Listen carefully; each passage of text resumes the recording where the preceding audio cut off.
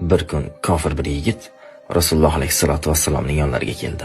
Dediki, "Ya Muhammad, men musulmon bo'laman, ammo eshitdimki sizning diningizda ba'zi narsalar taqiqlangan. Men ularni juda ham ko'p qilaman. Ulardan biri ichkilikdir, yana boshqasi zinodir, yana biri yolg'on. Men bularni juda ham ko'p qilaman" dedi. "Faqat sen menga ayt, bittasini tark qilaman, musulmon bo'laman" dedi.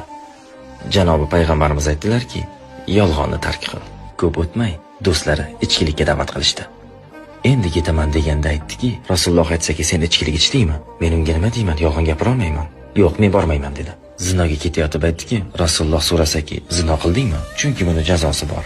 "Men yolg'on gapira olmayman, so'z berganman. Zino ham qilmayman" dedi. Keyin borib, "Ya Rasululloh, siz menga qanday go'zal o'rnak ko'rsatdingiz" dedi. "Chiroyli qilib gunohlardan qutqardingiz" dedi. Ko'ryapsizmi? Yolg'on butun boshli gunohlarning aslida bir boshidir. Yolg'ondan saqlangan odam butun gunohlardan saqlanishi mumkin.